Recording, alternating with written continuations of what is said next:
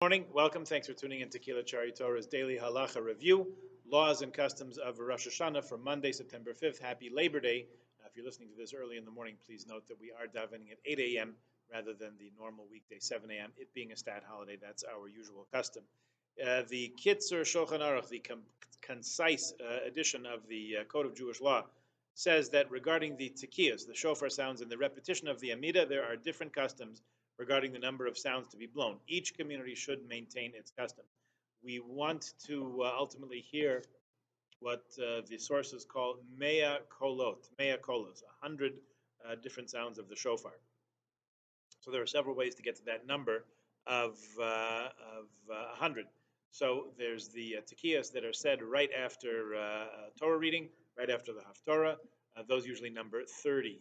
There are 30 sounds, combinations, so 30 sounds of the shofar altogether.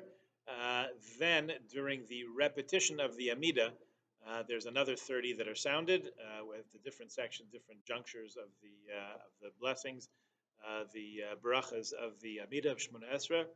Pardon me. And then there are 10 that are sounded in the before Tit Kabel. May it be accepted. May our prayers be accepted. The Kaddish Tit Kabel at the conclusion of the Musaf Amida. So that's 30 and 30, which is 60. Another 10 is 70 altogether. So there should be 30 more tekiyas in there somewhere. So where do these occur? One of two places, as far as I know. One is in the silent Shemona Esra. In Nusach Sfard, they will actually sound they'll sound 10 separate sets, 10 sounds. In other words, 3 sets of 10 each to make 30 at different junctures during the silent Shemona Esra, the quiet Shemona Esra, which you say on our own without the Chazin's leadership. That is the other 30 making up 100. In our custom, rather than do that, we insert another 30 sounds right before the final 10 in the tiskabel of the full kaddish at the end of the amida. So that's what he means when each community maintains their own custom. Regarding the tkiyas at the conclusion of prayers, like we just said, there's many different customs. After the conclusion of all the tkiyas, according to local custom, the shofar should be put away and should not be blown anymore. Even a person wishing to officiate as a tokeya on the second day of Rosh Hashanah should not blow it on the first day in order to practice. In other words, it's a set number and that's it.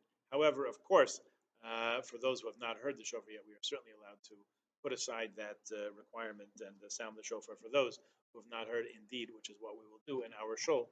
You'll check the schedule of events if you're not able to make to join us in shul. So maybe you'll have another opportunity during the day. If not here, then maybe somewhere else around Toronto to hear the sound of the shofar. Okay, wishing everybody once again a happy Labor Day. Here's our tkiyas for today.